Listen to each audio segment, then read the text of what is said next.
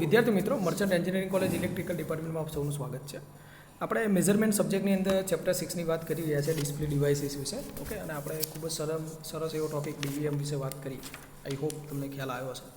Okay, ના ખ્યાલ આવે તો મને કમેન્ટ કરજો પર્સનલ વોટ્સઅપમાં. ઓકે, યુટ્યુબ ઉપર નહીં. ચાલો, તો હવે આપણે વાત કરીશું ડિજિટલ ફ્રીક્વન્સી મીટર. ખૂબ જ એના જેટલું લેન્ધી ટોપિક નથી, નાનો જ છે, નો વરી, ખબર પડી જશે તરત. ચલો, તો ડિજિટલ ફ્રીક્વન્સી મીટર શું છે? તો કે આપણે ટૂંકમાં આપણને નામ વાંચીને ખબર પડે કે ફ્રીક્વન્સી મેઝર કરવાની છે અને આપણને ડિસ્પ્લે ઉપર રિઝલ્ટ મળશે. તો પ્રિન્સિપલ અને ઓપરેશન આપણને અહીંયા આગળ બતાવ્યું છે. તો જોઈએ, પ્રિન્સિપલ ઓફ ઓપરેશન માટે આપણને એક ફિગર બતાવી છે અહીંયા. ચલો, તો principal of digital frequency measurement. જો તમે અહીંયા ફોટા ઉપર જો તો એન્ડ ગેટ આપેલો છે. ઓકે, એન્ડ ગેટની અંદર બે સિગ્નલ જઈ રહ્યા છે. એક પલ્સ ટ્રેન છે આખી ઉપર, અને નીચે એક સેકન્ડની અંદર એક પલ્સ આપેલો છે.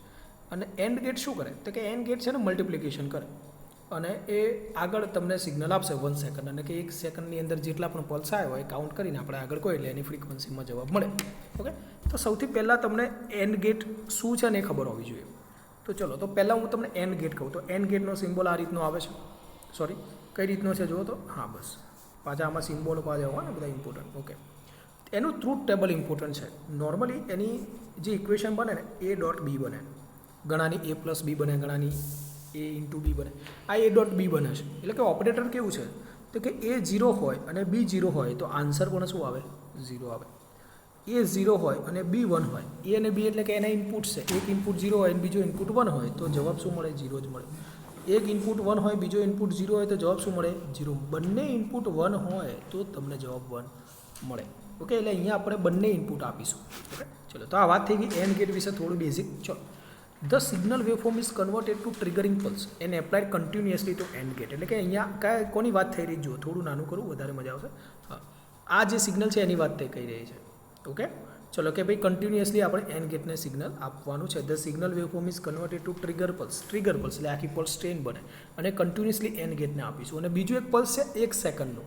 1 સેકન્ડનું પલ્સ છે. કે the pulse of the 1 second is applied to the other terminal, નીચેના, and the number of the pulse counted during this period indicate the frequency.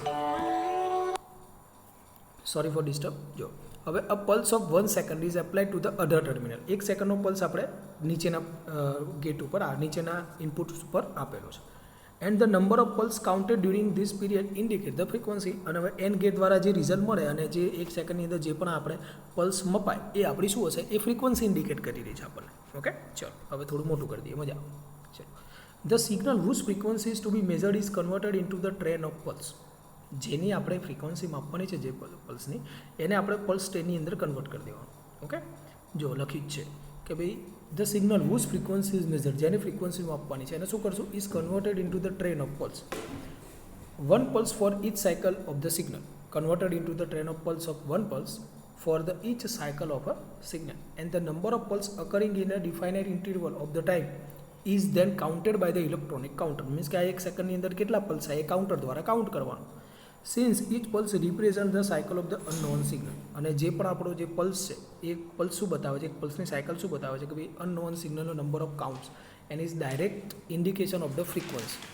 એ શું કરશે? ડાયરેક્ટલી આપણને ઇન્ડિકેટ શેમાં કરશે? ફ્રીક્વન્સીમાં ઇન્ડિકેટ કરશે. જે કાઉન્ટ, જે આન્સર આવે ફ્રીક્વન્સી જ છે આપણી અનનોન સિગ્નલની. ફરી વાર જો, since each pulse represent the cycle of the unknown signal, the number of counts is direct indication of the frequency of the unknown signal.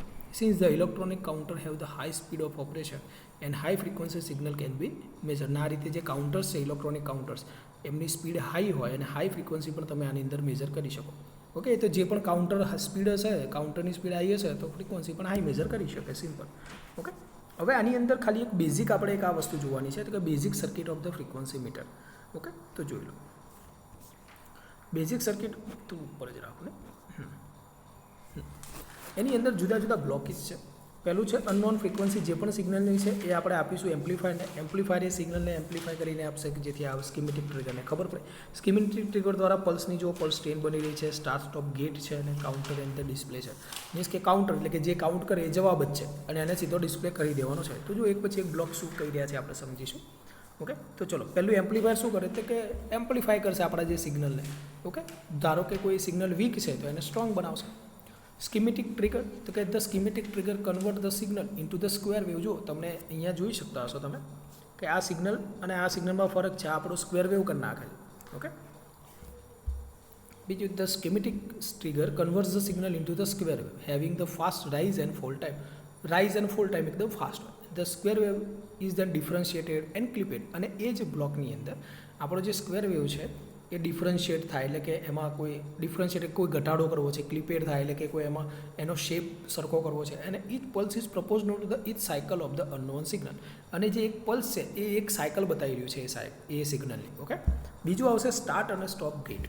તો એ શું છે તો કે the output from the schematic trigger is applied to the start stop gate. જો ફિગરમાં તમને દેખાય છે.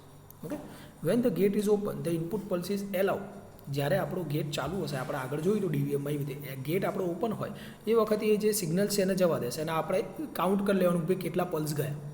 ઓકે, અને કાઉન્ટર શું કરશે, એને કાઉન્ટ કરશે pulses. When the gate is close, તો પછી આપણા કોઈ બી પલ્સ અંદરથી પસાર નહીં થઈ શકે અને કાઉન્ટર શું કરશે, સ્ટોપ કરી દેશે કાઉન્ટિંગ, કારણ કે કશું આવે જ નહીં.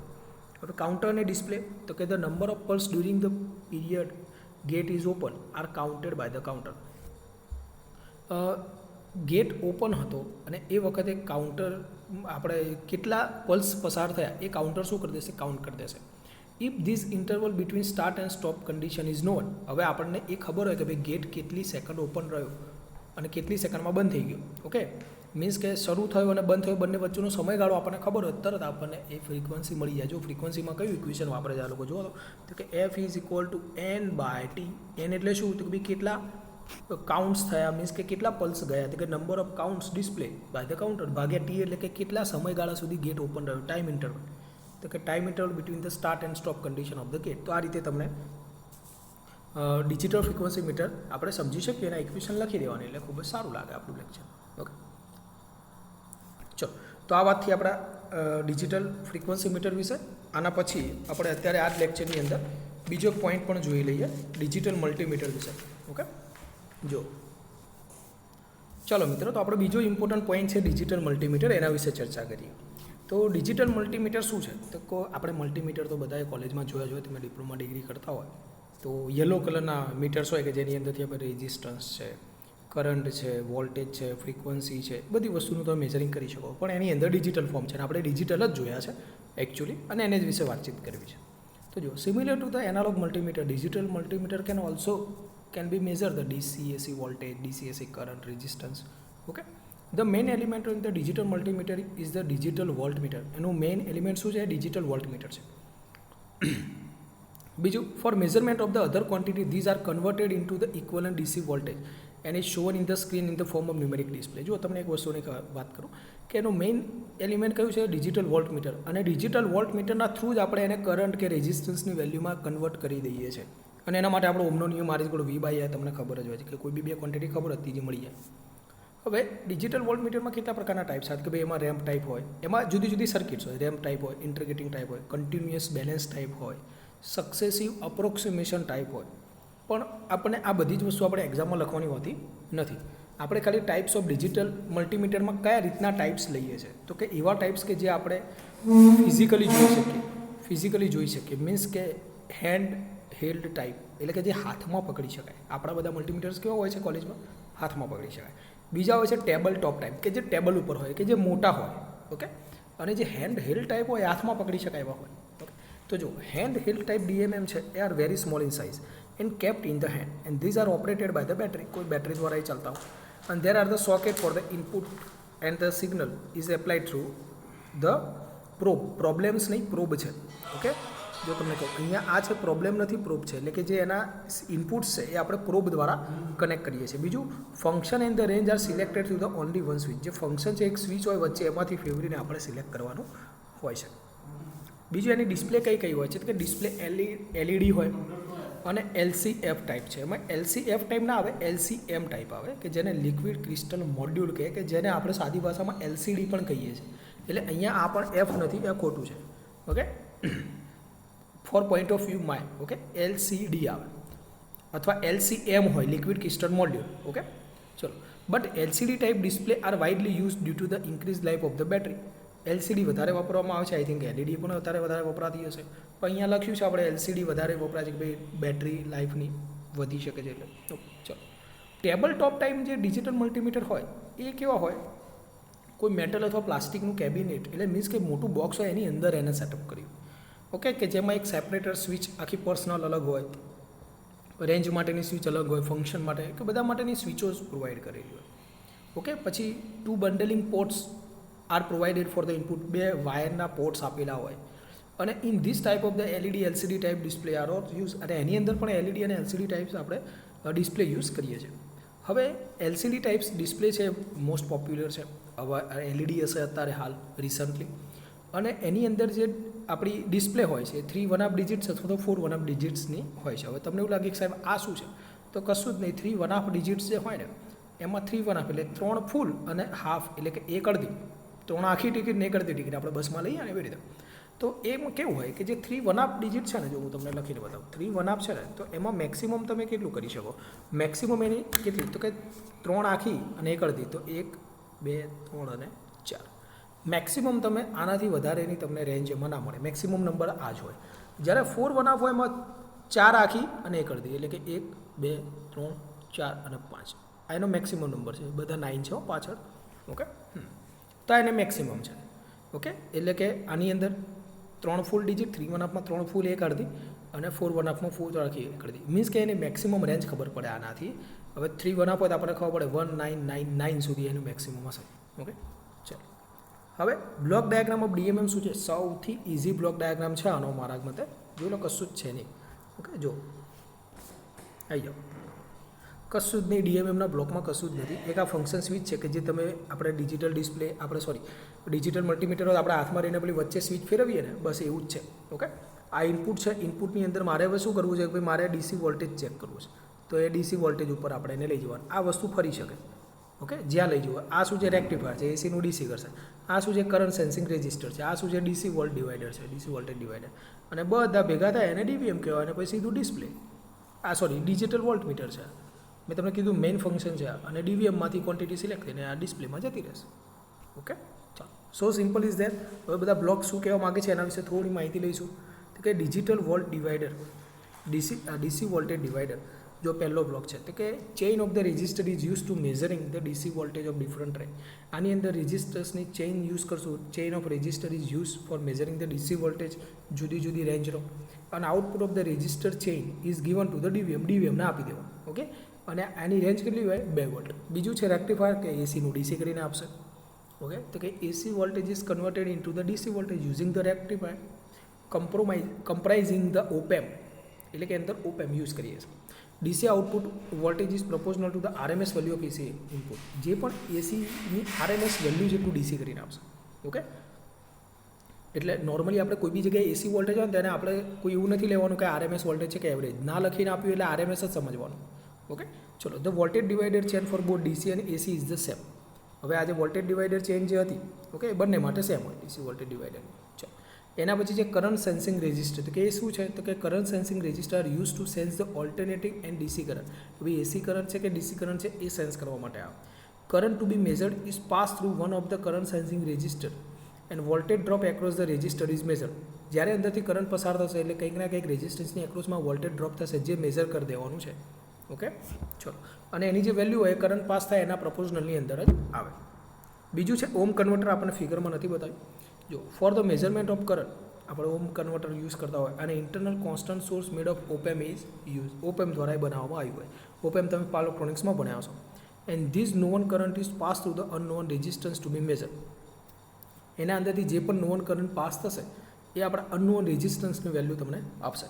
અને voltage drop across is proportional to the resistance, અને કરંટ અંદરથી રેઝિસ્ટરમાંથી પસાર થાય એટલે કંઈક ના કંઈક વોલ્ટેજ ડ્રોપ થાય. અને એ જે વોલ્ટેજ ડ્રોપ હોય કોના પ્રપોઝનલમાં હોય, કે ભાઈ જે રેઝિસ્ટર, ધારો કે રેઝિસ્ટરની વેલ્યુ હાઈ હોય તો વોલ્ટેજ ડ્રોપ વધારે થાય, તો એ પ્રમાણે એના પ્રપોઝનલમાં જ વેલ્યુ હોય છે. હવે વાત કરશું આપણે ડીવીએમમાં, તો કે DC voltage is measured by the DVM. Digital voltmeter દ્વારા ડીસી વોલ્ટેજમાં આપણે એની રેન્જ 2 વોલ્ટ હોય છે, એ આપણે આગળ જોઈ લીધું ડીવીએમ, ઓકે. અને એક ચીપ હોય, ડિસ્પ્લેમાં એલઈડી અને એલસીડી ટાઈપ હોય, તો એક આ રીતે આપણે બતાવીએ, ઓકે. હવે એની ફ્રન્ટ પેનલ લાગે કેવી, તો ફ્રન્ટ પેનલ જો તમે આવું જોયેલું છે ને આપણું વોલ્ટમીટર, જો આ ડિસ્પ્લે હોય અહીંયા, થોડી નાની કરું રાખો અહીંયા, ઓકે. આ ડિસ્પ્લે છે, પછી આ સ્વિચ છે જે ઓફ કરી શકાય, એના પછી આ DC current, AC current, AC voltage, DC voltage અને રેઝિસ્ટર, અને અહીંયા આપણા પ્રોબ. આ 60 એમ નથી, આ કોમન લખેલું છે. Okay, ready? અહીંયા ભૂલ છે, 60 એમ નથી, કોમન છે, COM છે. અને આ ત્રણે આપણા ઇનપુટ પ્રોબ છે. તો જો એ શું છે એની વાત કરીએ તો કે ઇનપુટ સોકેટ.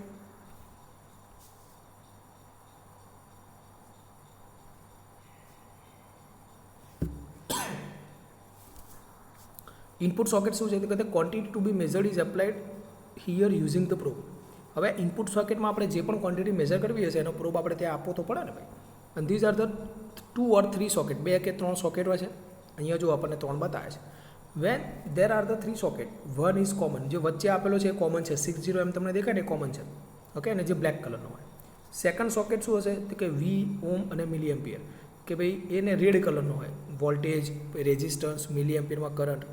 અને થર્ડ સોકેટ છે શું છે 10 એમ્પિયર કરંટ મેઝરમેન્ટ માટે છે. સિલેક્ટર સ્વિચ, તો વચ્ચે જે સ્વિચ છે એ સિલેક્ટર સ્વિચ છે. તો કે with the help of the switch આપણે જે પણ આપણે મેઝર કરવું છે, ભાઈ વોલ્ટેજ કરવો છે, ડીસી વોલ્ટેજ કરવો છે, રેઝિસ્ટર માપવું, જે પણ માપવું છે એ પ્રમાણે એની રેન્જ તમે ત્યાં આગળ સિલેક્ટ કરી શકો સ્વિચ. ડિસ્પ્લે, તો કે ડિસ્પ્લેમાં તમને વાત કરી મેં, ડિજિટલ ડિસ્પ્લે છે. ઓકે, તો કે ડિસ્પ્લે ને શું કરશે, મેઝર ક્વોન્ટિટીને ડિસ્પ્લે કરશે, આપણને બતાવશે કે ભાઈ આટલી છે. ઓકે, ચાલો.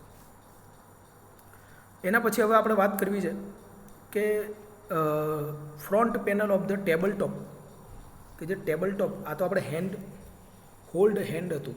ઓકે, કે જે હાથમાં આવી શકે. ટેબલ ઉપરનું જે હોય તેમાં કઈ રીતનું હોય તો કે ટેબલ ઉપર નહીં હોય તો આ રીતની એક પેનલ જેવું હોય. ઓકે, બરાબર દેખાઈ રહ્યું છે.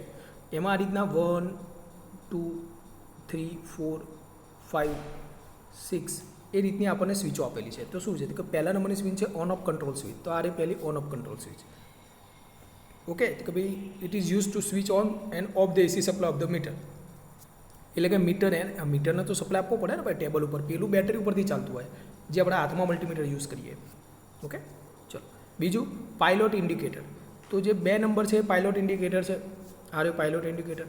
તો કે it show the whether the power is available on the meter or not, ભાઈ પાવર આવે છે કે નહીં એ બતાવે છે. ત્રીજું છે ઇનપુટ બાઇન્ડિંગ સ્પોટ્સ, તો કે the quantity to be measured is applied here. ત્રીજા નંબરમાં ઉપર એક, એટલે મીન્સ કે આ પ્રોબ છે એક જાતનો, ત્યાં આગળ આપણે એપ્લાય કરીશું જે ક્વોન્ટિટી આપણે મેઝર કરવી છે. ચોથા નંબરનું જે ફંક્શન સ્વિચ કે જેને આપણે ચેન્જ કરી શકીએ કે ભાઈ એસી વોલ્ટેજ માપવો છે, ડીસી વોલ્ટેજ માપવો છે, એસી કરંટ માપવો છે, ડીસી કરંટ માપવો છે, રેઝિસ્ટન્સ માપવો છે, કંઈ બી. ઓકે, પાંચમા નંબરની જે છે રેન્જની સ્વિચ છે, રેન્જ સેટ કરો. ભાઈ 10 એમ્પિયર સુધીનું માપવો છે, 20 એમ્પિયર સુધીનું માપવો છે, તમે રેન્જ સેટ કરી શકો. Depending upon the approximate value of the quantity to be range is selected. Range select કરી દેવા કે ભાઈ 100 એમ્પિયર સુધીની છે તો એની અંદર જ હોય. નોર્મલી કરંટ 50 એમ્પિયર કરતાં વધારે નોર્મલી આપણે રનિંગ કેસમાં ના હોય. બીજું ડિસ્પ્લે, તો it show the measuring quantity. છઠ્ઠા નંબરમાં શું આપી છે, ડિસ્પ્લે આપી છે કે જે આપણને ક્વોન્ટિટી મેઝર કરીને આપે, આપણને મેઝર કરીને કે ડિસ્પ્લે કરીને આપે. ચલો, હવે એના એડવાન્ટેજ ડિસએડવાન્ટેજ જોઈ લઈશું આપણે.